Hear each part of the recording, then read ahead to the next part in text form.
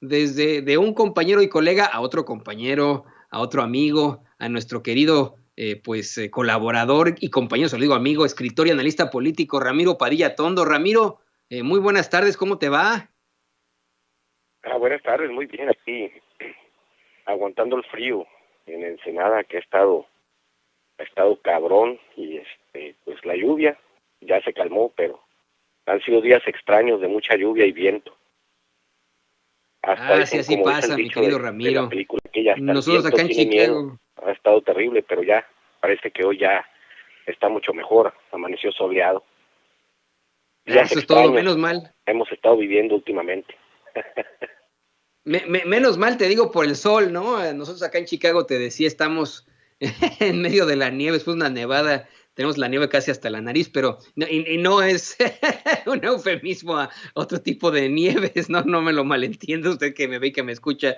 Pero bueno, ¿qué te parece que vamos al tema muy, muy importante que traes hoy? Evidentemente hay una necesidad de responsabilidad social en aquellos que dicen ser escritores hoy en día. De eso estoy convencido, de eso es de lo que nos vas a platicar, ¿no es así, mi querido Ramiro?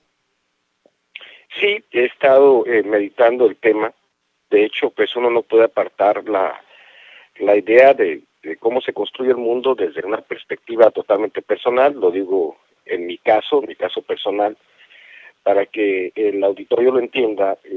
He analizado esta situación por muchos años, y de hecho pues empecé a analizar todo este asunto a partir del 2006, en por la elección o con el fraude electoral de Felipe Calderón con López Obrador, y me puse a pensar, porque este es un asunto también de esferas de influencia de grupos intelectuales en México. Me pregunté yo cuál sería necesariamente la responsabilidad social de un escritor ante los eventos que surgen. No podemos ser ajenos a esta realidad que nos rodea, sobre todo como mexicanos. Después de tener una clase intelectual totalmente cooptada por un gobierno que a base de dádivas, de contratos, de becas, pues capturó la imaginación de una clase intelectual, de una clase de escritores que orbitaban en ciertas revistas que ya todo el mundo conoce y que se dieron su pluma a ciertas tendencias políticas. Recuerdo mucho el caso, por ejemplo, de Hannah Arendt. A los que sepan, ella se negó a decir que era filósofa política, sino más bien una analista de la política, de origen judío, que fue, de cierta manera, tuvo una relación muy estrecha con el más grande filósofo que ha dado el siglo XX, que es Martin Heidegger. Miren lo que son las cosas, que podemos tomarlo como ejemplo. El tipo, el más brillante filósofo del siglo XX, que terminó soslayando y apoyando el régimen nazi, y una de sus personas más cercanas era Hannah Arendt, que era judía, terminó rescatarlo al final de la vida, ¿no? Después del quemador que se pegó Heidegger por apoyar a los nazis. Entonces, Hannah Arendt pues escribió un libro que es maravilloso, que se llama Eichmann en Jerusalén, donde explica ya este asunto de la banalidad del mal, porque se da cuenta que al final de cuentas Eichmann era un simple burócrata que seguía órdenes. Luego me puedo pensar y trato de trasladar esta idea que tenía Hannah Arendt de la banalidad del mal hacia los escritores contemporáneos, porque ya sabes que después de la Segunda Guerra Mundial pues surgen voces muy importantes como Jean-Paul Sartre y Albert Camus, que fueron básicamente personas que trataban de entender la perspectiva humana desde un existencialismo. Entonces tú mirabas que al final de cuentas, pero yo les recomiendo a las personas, creo que el libro todavía está en el Fondo de Cultura Económica, que se llama El existencialismo es un humanismo, que es un librito, es un panfleto chiquito que puede explicar de cierta manera cómo funcionan ciertas tendencias para repensar nuestro ser y nuestra idea de dónde estamos situados en el mundo. Yo me puse a pensar en esto y dije, después de la elección del 2006 me puse a preguntarme cuál era el papel social y político de un escritor ante un sistema que era totalmente disfuncional, como el caso del sistema mexicano. Y me di cuenta que sí, terriblemente en tres tendencias, y la tendencia era la tendencia oficialista, esto es, los que ya saben, los que orbitaban alrededor de dos revistas que siguen guardando polvo en muchas de las bibliotecas porque pues tenían contratos con el gobierno y se acababan con casi todo el gasto del acervo de las bibliotecas, como es Letras Libres y Nexos. Y están en el medio los escritores que ni se hacen ni para un lado ni para el otro, son los comodines que se hacen los malotes y pues a todos les parece mal. Y por el otro lado estamos los escritores que creemos que podemos hacer una diferencia en un país que requiere de mucho de voces con autoridad, de voces de izquierda que nos marquen una alternativa diferente a lo que queremos de país. Pues entre ellos pues se encuentra lógicamente Paco Taibo y todos ellos, y yo puedo hablar de los escritores que surgen a la periferia como uno de los más grandes intelectuales que tiene la Cuarta Transformación, los más grandes diría yo, que son Beatriz Aldaco y Alejandro Rosado, que ella radica en San Carlos, en Sonora, y Alejandro Rosado radica en Guadalajara. El tipo pues, hace un análisis de cierta manera de mucha fuerza filosófico, político, social. Entonces ahí te vas dando cuenta, ¿no? Cómo se va dividiendo el país entre tendencias,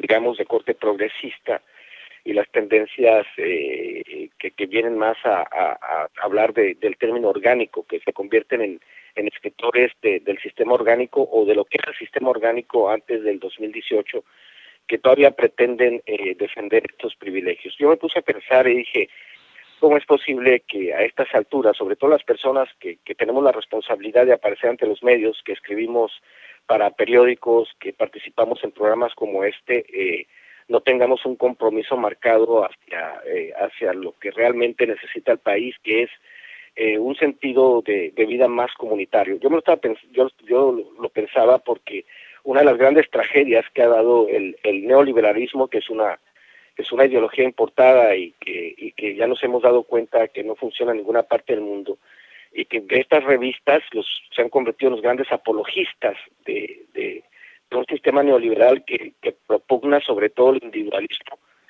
Es totalmente contrario a lo que nosotros defendemos, el sentido de la vida comunitaria, el sentido de la vida de que todos nos tenemos que beneficiar de lo que es las medidas que está implementando el nuevo gobierno para abatir la desigualdad. Y te pones a preguntarte por qué hay muchas personas todavía, porque como te digo, está claro que hay una élite pequeña de intelectuales y escritores que aboga por el sistema que estaba en el pasado. Todavía somos pocos los que estamos del otro lado abogando por un estilo de vida comunitario, pero todavía hay una gran cantidad de escritores que se sitúan en el medio y que no deciden tomar partido. Yo digo que hay circunstancias, como te lo decía anteriormente, con respecto a los escritores de posguerra, que tuvieron que tomar partido. Y yo siempre me he preguntado por qué todavía sigue existiendo esta tibieza de muchos escritores de tomar partido y definir qué es lo que queremos como proyecto de nación. Entonces la función social de un escritor tiene que ser como la de los profetas en el Antiguo Testamento, la de anunciar y denunciar. Anunciamos lo que puede venir, denunciamos lo que está mal. Desgraciadamente, estos mecanismos para entender la realidad son muy pobres en México porque al igual que se desmanteló la educación, se desmanteló en muchos sentidos el pensamiento crítico en nuestra sociedad, y es en ese sentido que tenemos que estar abocados en crear de nuevo el pensamiento crítico para evitar caer en estas prácticas que tuvimos en el pasado, mi querido Toño. ¿Cómo la ves? Pues me dejaste pensando muchísimo en esto. Yo creo que esos escritores de la posguerra, de la Segunda Guerra Mundial, de la posguerra, en efecto, ¿no? Empiezan con este movimiento de existencialismo, al hablar, por ejemplo, de Camus o de Jean-Paul Sartre, por lo que viven. Y esto me deja pensando muchísimo, mi querido Ramiro, me deja mucha reflexión. Camus y Sartre, al hacer esta propuesta de existencialismo, buscan darle en la torre, en definitiva, a la teoría freudiana de que somos por lo que vivimos en nuestra infancia. Yo dicen, no, pues no mames, o sea, yo tuve una infancia muy bonita, pero me metieron en un pinche campo de concentración culerísimo y ahí me volví un desgraciado, ¿no? Algunos se volvieron gente muy ajena a los demás, otros se volvieron existencialistas, otros se volvieron muchísimo más humanos, y con esto contrarrestaban precisamente esa teoría freudiana en su momento. Y creo que esto que nos estás diciendo es fundamental, ¿no? Los escritores deben tener esa función de ser los profetas del Antiguo Testamento, de anunciar y denunciar, pero no ocurre. Esto aplicado a la parte mexicana se resume, en mi opinión, en algo que me dijo un compañero de los medios de comunicación hace ya muchísimos años, cuando hablábamos de uno de los dueños de la revista en la que trabajábamos, ¿no? Un muchacho con mucho dinero que inicia esta revista, y él siempre me decía, es que este cuate no tiene ni idea de cómo llevar a cabo un medio informativo. Es como si quisieras poner una tortillería y nunca te has formado en la fila. Y creo que es lo que pasa muchísimo con estos escritores de los que hablas. Para mí son pseudointelectuales, son personajes que no han podido enfrentar precisamente ese existencialismo porque no han existido, no han tenido una realidad que enfrentar y viven en un mundo muy distinto, en una vida muy distinta a la que tenemos los mexicanos. Recientemente en estos días acabo de tomar la tarea de volver a leer un libro que me gusta mucho, que leí en mi adolescencia, algunas de sus ediciones. Estoy leyendo Ernesto Guevara, también conocido como el Che, de precisamente Paco Ignacio Taibo II, porque hace una serie de agregados a los 50 años del asesinato del Che Guevara. Y lo estoy volviendo a leer ya después de tantos años. Y me puse a pensar, Ramiro, en precisamente cómo podemos tener a escritores profetas del Antiguo Testamento que anuncian y denuncian, y otros que son todo lo contrario. Un colega, que él así le llama a él, colega de Paco Ignacio Taibo II, Jorge Castañeda, tiene una serie de comentarios constantes y muy desafortunados, estúpidos, si me lo permites decir, sobre precisamente una figura como lo es Ernesto Guevara de la Serna, ¿no? O sea, comentarios que son de una persona que pues se ha mantenido siempre en una esfera del poder, que no ha sido tocado nunca por ese pueblo, y que hoy pues simplemente no tiene esa conciencia social, esa responsabilidad social que deberían tener absolutamente todos los que escriben un libro, mi querido Ramiro. Están totalmente disociados de la realidad. Lo que decía, por ejemplo, el imperativo moral que surge, por ejemplo, del libro de La Peste de Albert Camus, él precisamente dice que en este tipo de situaciones, por ejemplo, en el caso de esa pandemia y de nuestra propia pandemia, la pandemia mexicana, que puede sacar lo mejor y lo peor de los seres humanos, y esa es una realidad. ¿Qué es lo que ha sacado de los seres humanos? ¿Qué ha sacado de los mexicanos? Ha sacado lo peor de la derecha, intentando capitalizar las muertes, intentando culparnos, por ejemplo, del desmantelamiento de las redes de protección social, del sistema de salud. Hay que recordarle al auditorio que dejaron más de 300 hospitales en obra negra. Y ahora, gracias a esta mezquindad humana, todos ellos han intentado sacar raja política de un problema que ellos mismos crearon. Entonces, cuando te puedes saber, por ejemplo, en el caso de Castañeda, que yo he leído sus libros, por cierto, el que no haya leído su autobiografía de Amarres Perros, pues no, hombre, Jorge Castañeda mató al Mar Muerto y pintó al Mar Rojo, por su culpa cayó el Shah de Irán y por su culpa perdió Jimmy Carter la elección, incluso pone a su papá como un tonto y que él manipulaba a su papá. Esa es la estatura intelectual de un cuate como Jorge Castañeda, hijo de un canciller finísimo y muy inteligente. O sea, el cuate vive enamorado de él mismo en el espejo y besándose, si se alcanzara a besar el trasero se lo besaba él solito, pero esa es la realidad, esa es la clase de la intelectualidad mexicana, pues porque yo, como lo decía, hay que leer de todo, tenemos que leer a los de derecha, tenemos que leer a los del centro y tenemos que leer a los de izquierda para poder comparar un discurso, y yo lo he hecho. Mañana pasado, El misterio de los mexicanos, por ejemplo, que es un libro que escribió Jorge Castañeda, o The Mexican Shock, que fue un libro que ni siquiera escribió en español, sino que lo escribió en inglés, porque tiene los medios para hacerlo, ¿no? Y tiene los medios para ir, como él, como la Denise Dresser, tienen los medios para ir a hablar de la situación de México, sobre todo en inglés, porque son bilingües y los norteamericanos les gusta ese tipo de visión de la intelectualidad de derecha mexicana. Pero pues al final de cuentas ellos no tienen ningún compromiso que no sea con ellos mismos. En el caso de nosotros, los que estamos a la izquierda, que queremos que nuestro país funcione, que queremos que los más pobres tengan acceso a las oportunidades, pues lógicamente tenemos una visión totalmente contraria, aunque no tengamos los mismos reflectores. Es una cosa de tratar de reflexionar, de entender. Muchas de las personas que de repente pues nos tiran, tú sabes, de todo tipo de excremento en Twitter, piensan que somos improvisados, pero yo quiero decirles a los señores odiadores en el Twitter que yo he escrito ya 15 libros y que a eso me dedico, a escribir, y me dedico a analizar y me dedico a estudiar.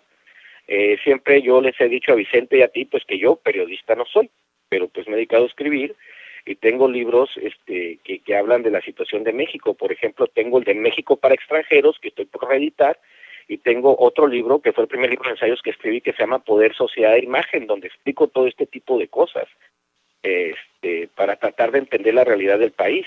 Y no es por darme una sobadita al ego, sino simplemente estoy explicando el por qué opino lo que opino, porque de todo esto que he leído y que he estudiado, pues se desprenden las opiniones políticas que tengo, por ejemplo.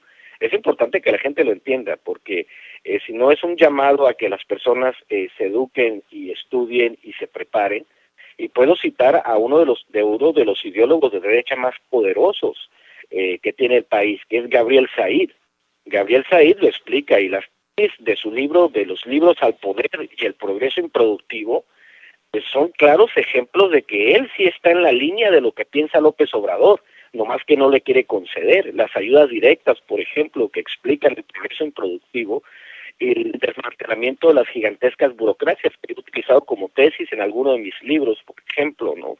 Lo curioso es que no ha entendido o no ha querido conceder pues que López Obrador está en la misma línea de pensamiento que él, y pues igual como sus corifeos o sus ayudantes y sus amigos, que son Gramsci y compañía, pues deberían también de conceder y de saber que si todo está basado en las tesis de Gabriel Said, que es el más grande ideólogo de derecha de este país y que están adaptando para beneficio de los mexicanos, pues deberían de quedarse callados y aceptar que ya hay una realidad diferente, una realidad alternativa, una nueva élite que está construyendo un país diferente, y ellos, si quieren sobrevivir, se tendrían que adaptar y dejar de estar gritando y vociferando en las redes sociales, y entender que si la oposición en México y la intelectualidad derecha en México quiere seguir siendo relevante, tienen que sentarse, hacer un mea culpa, reagruparse y plantear un proyecto de país, que es lo que hizo López Obrador. Por lo demás, lo demás es ruido de fondo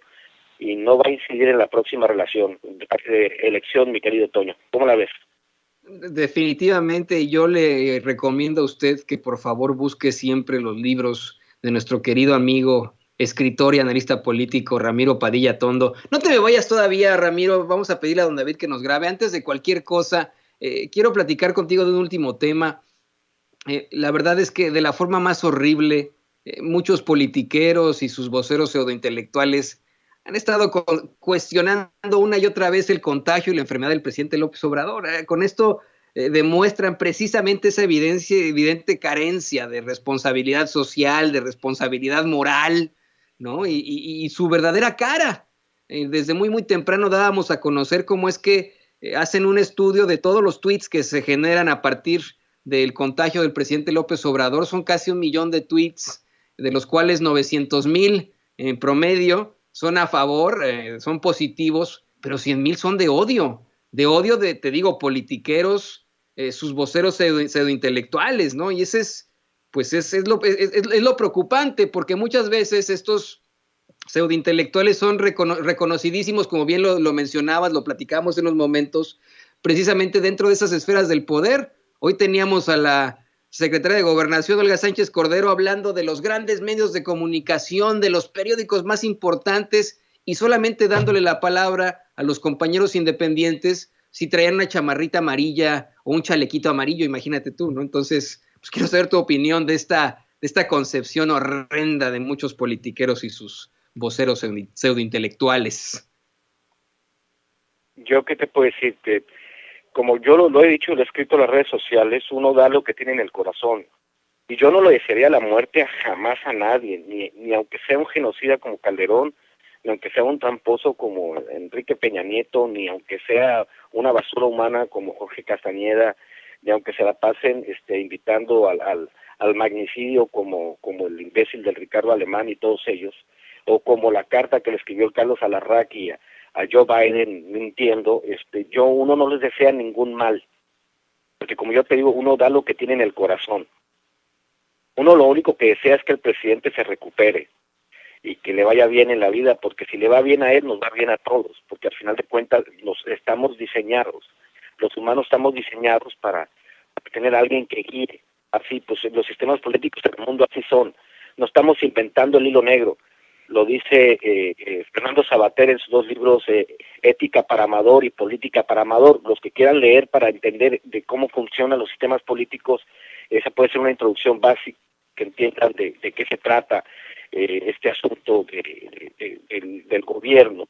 Y tiene que haber una ética, sobre todo lo que dice el presidente, que también ha sido súper atacado por la guía ética, tratando de entender, aunque la guía ética que plantea el gobierno mexicano es insuficiente para comprender los nuevos tiempos, hace falta que se perfeccione. Uno ve estas cosas desde una perspectiva ética. Se lo dijo Sabina Berman una vez a Francisco Martín Moreno cuando escribió este panfleto Ladrón de Esperanzas, por ejemplo, que es Francisco Martín Moreno, este viejo lesbiano que está relleno de odio contra López Obrador, y que es un tipo que escribe más por aburrimiento y por rencor que por otra cosa, tratando de congraciarse con su público. Uno se pregunta, ¿qué necesidad de tanto coraje? Sabina Berman le decía, a ver, Francisco Martín, vas a muchos de ese libro, pero tienes que entender que el 80% de la población está a favor de López Obrador, el 20% solo están en contra de López Obrador. Tú lo marcas con los 100,000 en contra. Es la misma corrupción, una corrupción muy parecida de fuerzas. ¿Qué van a hacer? No van a hacer absolutamente nada más que seguir vomitando odio porque un proyecto de nación. Ese es el punto.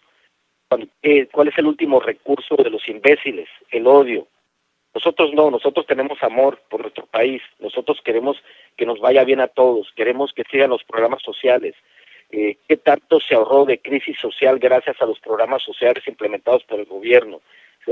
O sea, no tienes idea del cambio. La gente quizás no tenga idea de lo que significa esta revolución pacífica que hicimos con la Cuarta Transformación, que claro está, ya nos hace falta muchísimo que se consolide, pero los odiadores del presidente, sobre todo en el tuit, y quiero aclarar esto porque hay muchas personas que creen que tuit es el tótem que toda la verdad.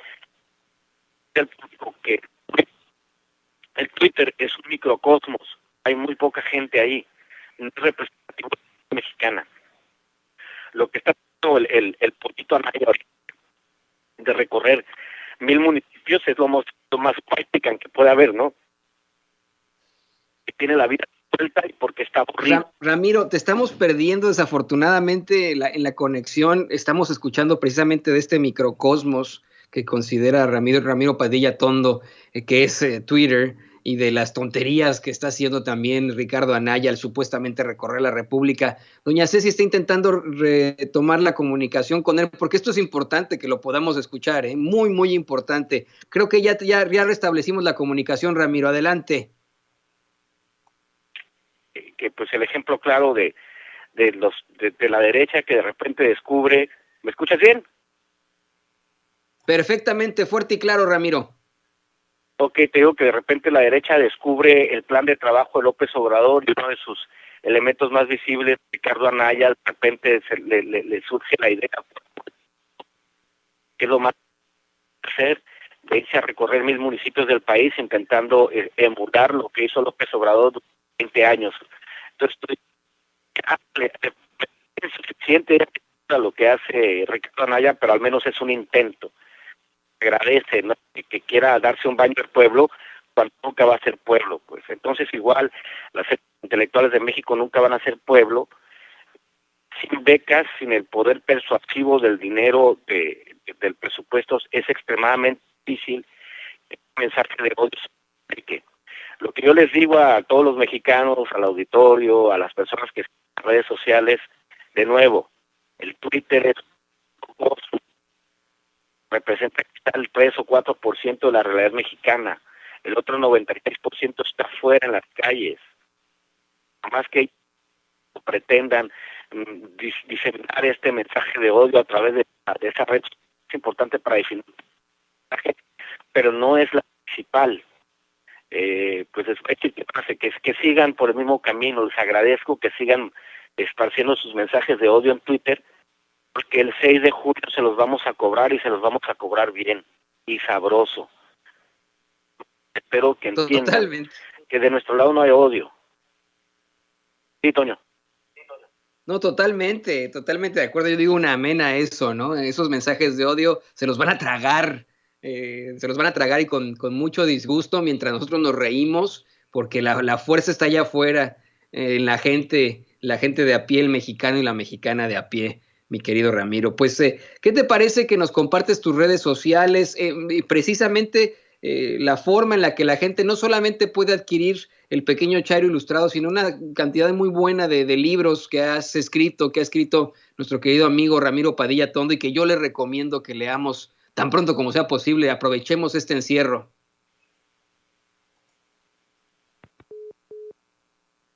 Híjole, lo perdimos en estos momentos, está en la comunicación medio difícil, me imagino que es por el mal tiempo. Yo le voy diciendo que Ramiro Padilla tiene su cuenta de Twitter, es @RamiroAtondo, yo lo sigo, sígale usted también, @RamiroAtondo. También usted lo sabe perfectamente, en muchas partes, en muchas librerías de México puede usted adquirir sus libros, Ramiro Padilla Tondo. El último que ha publicado es El Pequeño Chairo Ilustrado, pero hay tantos y tantos. Ramiro, ya te tenemos de vuelta. Hemos estado con unos cortes de comunicación, pero sí, el más reciente, el que estoy trabajando, el que estoy promocionando, es El Pequeño Chairo Ilustrado. Son como instrucciones para lidiar con los derechangos. Doy una perspectiva histórica de lo que ha sucedido en México.